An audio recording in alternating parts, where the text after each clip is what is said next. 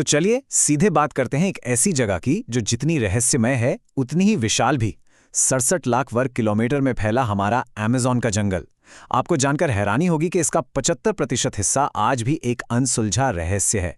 एक ऐसी जगह जहां कुदरत का हर नया कदम एक चमत्कार और सच कहूं तो एक नए खौफ को जन्म देता है। तो आइए गहराई से समझते हैं इस पूरे मामले को। हम अक्सर सोचते हैं ना कि अमेज़न हमेशा से ही एक शांत, हरा भरा और खूबसूरत सा स्वर्ग रहा होगा। लेकिन चलिए इस धारणा को थोड़ा सा बदलते हैं। सोचिए, क्या हो अगर दुनिया का ये सबसे महान जंगल किसी शांति से नहीं बल्कि एक भयानक, रोंगटे खड़े कर देने वाले महाविनाश से पैदा हुआ हो। Section 1, born from cosmic violence. चलिए इस जंगल की बिल्कुल सिनेमा जैसी शुरुआत को समझते हैं, जो पृथ्वी के इतिहास की एक ऐसी ब्रह्मांडीय घटना से जुड़ी है जिसने सब कुछ बदल कर रख दिया। जरा 6.5 करोड़ साल पहले के उस समय की कल्पना कीजिए, जब 10 किलोमीटर चौड़ा एक विशालकाय एस्टेरॉयड हमारी पृथ्वी से टकराया। कुछ ही महीनों के अंदर पूरी दुनिया का तापमान भयानक रूप से गिर गया। इस महाप्रलय ने डायनासोर समेत 75% बड़ी प्रजातियों का नामोनिशान मिटा दिया। लेकिन इस विनाश ने एक बड़ा काम किया। मिट्टी तो उपजाऊ हो ही गई, पर सबसे अहम बात, वो विशालकाय डायनासोर जो बड़े बड़े पेड़ पौधे खा जाते थे, वो अब नहीं रहे। शाकाहारी जीवों के सफाई ने इन पेड़ों को बिना किसी रुकावट के बढ़ने का पूरा मौका दे दिया, और बस यहीं से अमेज़न ने अपना वो विशाल छतरीनुमा आकार लेना शुरू किया। Section 2, secrets of the green hello. अब पेड़ों की इस घनी छतरी से जरा नीचे जंगल की उस अंधेरी और बिना धूप वाली जमीन की तरफ चलते हैं, जिसे शुरुआती खोजकर्ताओं ने इसके खौफ की वजह से एक बिल्कुल सटीक नाम दिया था, द ग्रीन हेल, यानी हरा नर्क। इस नर्क के एकदम बीचों बीच बहती है अमेज़न नदी, जिसकी गहराई 330 फीट तक जाती है और विजिबिलिटी बिल्कुल शून्य, अंदर कुछ नहीं दिखता। इस नदी का आकार इतना विशाल है कि अगर आप दुनिया की अगली 7 सबसे बड़ी नदियों के पानी को मिला दें तो भी अमेज़न अकेले सबसे ज्यादा पानी समुद्र में ले जाती है। ये कितनी विकराल है, इसका अंदाजा इसी बात से लगाइए कि मशहूर खोजकर्ता एड स्टैफोर्ड को इसके एक छोर से दूसरे छोर तक पैदल पहुंचने में पूरे 860 दिन लग गए थे। अब इस नदी के मटमैले और अंधेरे पानी ने जीवों को छुपने का ऐसा मौका दिया कि वो बेहद खतरनाक हत्या की मशीनों में बदल गए। इलेक्ट्रोफोरस वोल्टाई को ही ले लीजिए, ये 850 वोल्ट का करंट मारती है, जिससे बख्तरबंद कैमन मगरमच्छों तक की जान निकल जाती है। फिर आती हैं रेड बेलीड पिराना। ये 30 के झुंड में सीधा हमला करती हैं और अपने शरीर के वजन से 30 गुना ज्यादा ताकत से शिकार को चीर देती हैं। और वो कैंडीरू या वैम्पायर फिश, उससे तो भूलना ही नामुमकिन है। ये परजीवी की तरह मछलियों के गिल्स में घुसकर बस उनका खून चूसती रहती हैं। अब यहाँ सबसे दिलचस्प बात यह है कि 500 पाउंड वजनी और 30 फुट लंबा ग्रीन एनाकोंडा अपने शिकार का दम घोट कर नहीं मारता। जी हां, वो 90 psi के भयानक दबाव से शिकार के खून का प्रवाह ही पूरी तरह रोक देता है। नतीजा, तुरंत हार्ट अटैक। और शिकार के मलने के बाद इस एनाकोंडा के पेट का एसिड इतना खतरनाक होता है कि वो जानवरों की मजबूत हड्डियों और खुरों तक को पूरी तरह गला देता है। सिर्फ पानी ही नहीं, पानी से बाहर जमीन के खौफ भी कुछ कम नहीं है। 2 बेहद अलग लेकिन भयानक उदाहरण देखिए। एक तरफ सतेरे मावे कबीले की एक दर्दनाक रस्म है, जहां एक सच्चा योद्धा बनने के लिए बुलेट चींटियों के डंक को 10-10 मिनट तक पूरे 20 बार बर्दाश्त करना होता है। इसका दर्द एकदम किसी असली गोली लगने जैसा महसूस होता है। दूसरी तरफ एक साइंस फिक्शन जैसी हॉरर हकीकत है, कॉर्डेसेप्स ज़ॉम्बी फंगस। ये फंगस किसी चींटी के नर्वस सिस्टम को पूरी तरह हैक कर लेता है, उसे पेड़ की ऊंचाई पर ले जाकर एक डेथ ग्रिप में जकड़ देता है और फिर उसका सिर फाड़कर बाहर निकलता है ताकि दूसरी चींटियों को संक्रमित कर सके। इन खूंखार शिकारियों के बीच रहने वाले स्लॉथ का जीवन सच में बड़ा ही अजीब है। आपको पता है, एक पत्ती को पचाने में इसे पूरे 30 दिन लग जाते हैं। अपनी पूरी जिंदगी ये पेड़ों की ऊंचाई पर एकदम सुरक्षित बिताता है, लेकिन हफ्ते में सिर्फ एक बार इसे वॉशरूम के लिए जमीन पर आना ही पड़ता है, और एक ही बार में ये अपने शरीर का 30% वजन कम कर लेता है। अब आप सोचेंगे, इतनी खतरनाक जमीन पर यह रिस्क क्यों लेना? सिर्फ इसलिए ताकि स्लॉथ के बालों में रहने वाले कीड़े उसके मल में अंडे दे सकें। बाद में यही कीड़े उसके शरीर पर काई उगाते हैं, जो उसे छिपने में मदद करती है। लेकिन इस भयानक समझौते की कीमत बहुत भारी है। 50% स्लॉथ जमीन पर बिताए गए इसी छोटे से वक्त के दौरान जैगुआर का शिकार बन जाते हैं। Section 3, lost cities and tribes. अब इन जंगली जानवरों की दुनिया से निकलकर इस घनी छतरी के नीचे दबे इंसानी इतिहास के उन रहस्यों की ओर बढ़ते हैं जो पूरी सभ्यता की कहानी को पलट देते हैं।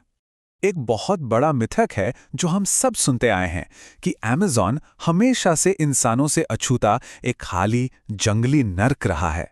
लेकिन सच्चाई कुछ और ही है। जनवरी 2024 में एडवांस लाइडार स्कैन तकनीक ने उपानो घाटी में 500 ईसा पूर्व के विशाल शहरों को खोज निकाला है। बिल्कुल सही सुना आपने। यहाँ लकड़ी और मिट्टी से बनी 20 किलोमीटर लंबी सड़कें और विशाल संरचनाएं मिली हैं जो साबित करती हैं कि यहाँ कभी लाखों लोग एक साथ रहा करते थे। लेकिन एक सवाल उठता है, अमेज़न की कमजोर मिट्टी में इतनी बड़ी आबादी का पेट आखिर भरता कैसे था? इसका जवाब है टेरा प्रेटा, यानी काली मिट्टी। इन प्राचीन इंजीनियरों ने 2500 साल पहले जली हुई लकड़ी, जानवरों की हड्डियों और कचरे को मिलाकर एक ऐसा जादुई फॉर्मूला तैयार किया था जिसने अमेज़न की बंजर जमीन को बेहद उपजाऊ बना दिया।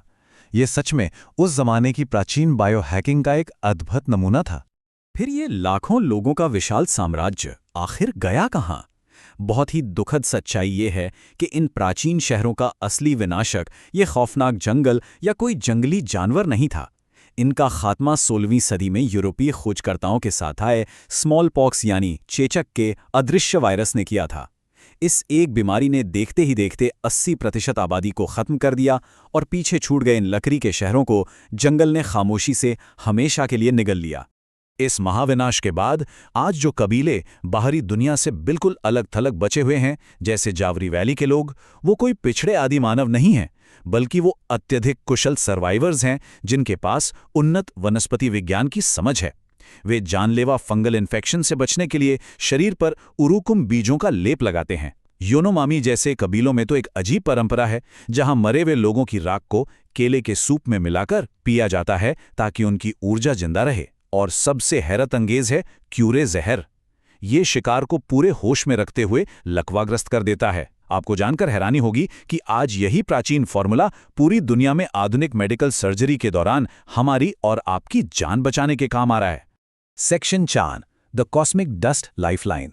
चलिए अब इस चर्चा का रुख जंगल की जमीन से उठाकर आसमान की ओर करते हैं और उन ग्रही चमत्कारों को समझते हैं जो हमारे दिमाग को हिलाकर रख देंगे। मध्य पेरू के जंगलों में शनाई टिम्पिश्का नाम की एक 6.4 किलोमीटर लंबी सचमुच उबलती हुई नदी बहती है। इसका तापमान 90 डिग्री सेल्सियस तक पहुंच जाता है। सबसे ज्यादा हैरानी की बात तो यह है कि आसपास कोई ज्वालामुखी है ही नहीं। असल में बारिश का पानी जमीन की गहराइयों में जाकर पृथ्वी के क्रस्ट के दबाव और गर्मी से उबलने लगता है और फिर सतह पर आता है।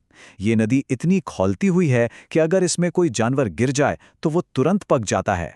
और ये बात एक बेहतरीन उदाहरण पेश करती है प्रकृति के उस ब्रह्मांडीय विरोधाभास का, जो शायद सबसे बड़ा सच है।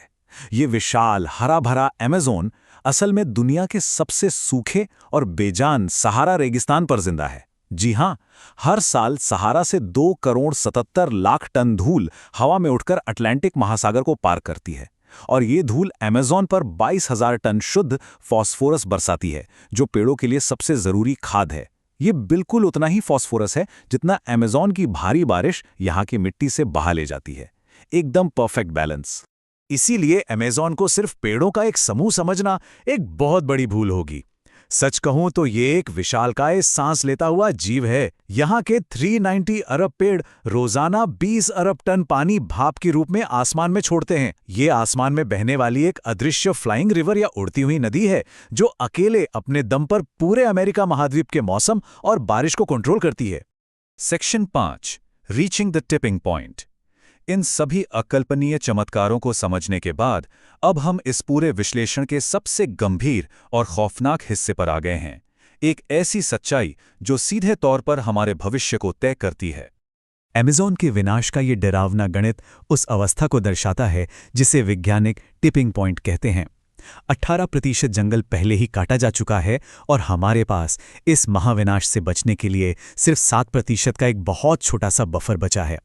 ये विनाश कितनी तेजी से हो रहा है इसका अंदाजा आप इसी बात से लगा सकते हैं कि सिर्फ 2024 में ही इंसानियत ने 17 लाख हेक्टेयर जंगल को जलाकर राख कर दिया।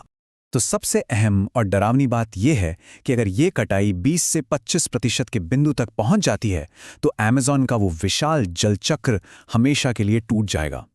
वो आसमान में उड़ने वाली नदियां गायब हो जाएंगी, पूरी दुनिया के मौसम का सिस्टम ढह जाएगा। नमी के बिना ये सदियों पुराना जंगल अपने आप आग की लपटों में घिर जाएगा और देखते ही देखते एक सूखे मरे हुए सवाना में बदल जाएगा। और इसीलिए हमारी आज की ये चर्चा एक बेहद गंभीर और ताकतवर विचार के साथ खत्म होती है। सवाल ये बिल्कुल नहीं है कि अमेज़न हमारे बिना कैसे बचेगा, बल्कि असली सवाल तो ये है कि हम अमेज़न के बिना कैसे बचेंगे। क्योंकि याद रखिए, जब पृथ्वी के इन फेफड़ों की आखिरी सांस थमेगी तो इस धरती पर हमारा वजूद भी ज़्यादा देर तक कायम नहीं रह पाएगा। ये एक ऐसा सवाल है जिस पर हम सबको गंभीरता से विचार करना ही होगा। इस सफर में हमारे साथ जुड़ने के लिए बहुत बहुत धन्यवाद।